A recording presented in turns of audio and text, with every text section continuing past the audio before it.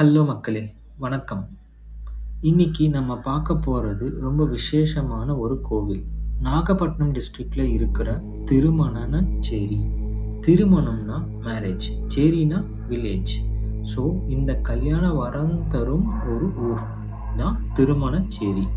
புராண கதைப்படி பார்வதி தேவியும் லார்ட் சிவாவும் கல்யாணம் பண்ணிக்க கடும் தவம் இருந்தாங்க. அவங்க டிவோஷனோட கிளைமேக்ஸ் தான் இந்த இடம். லார்ட் சிவா உதவகனந்த சுவாமியா வந்து பார்வதி தேவிய இங்க தான் கல்யாணம் பண்ணிக்கிட்டாரு.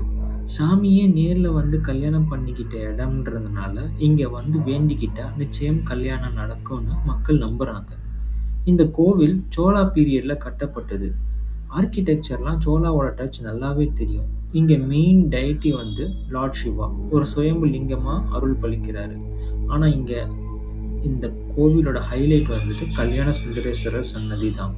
இங்க சாமி எப்படி இருப்பாருன்னா, ஒரு அழகான மாப்பிள்ளை கோலத்துல பார்வதி தேவிக்கு பக்கத்துல கல்யாணத்துக்கு ரெடியா நிக்கிற மாதிரி இருப்பாரு. வேற எந்த கோவில்லயும் சிவா இவ்வளோ சந்தோஷமா ஒரு மாப்பிள்ளை ரூபத்துல இருக்கிற மாதிரி கிடையாது. இப்போ கல்யாணத்துக்கான பரிகாரம் பத்தி நான் ஒரு சின்ன ஒரு 2 மினிட்ஸ் ஹைலைட் மட்டும் சொல்லிடுறேன். கல்யாணம் தள்ளி போயிட்டே இருக்கிறவங்களுக்கு இங்க வந்து மேரேஜ் பரிகாரம் பண்ணா அவங்களுக்கு இம்மீடியட்டா கல்யாணம் நடக்குது. அப்படி இல்லைன்னா 90 நாட்குள்ள அவங்களுக்கு கண்டிப்பா நடக்கும். இது இங்க வந்துட்டு ஒரு ஸ்பெஷல் ப்ரொசீஜர் இருக்கு. 2 மாலை, தேங்காய், வெத்தலை பாக்கு அதை வச்சுக்கிட்டு நிறைய ஒரு ப்ரொசீஜர்லாம் பண்ணணும். அது நான் அடுத்த வீடியோவில் உங்களுக்கு கிளியராக சொல்கிறேன்.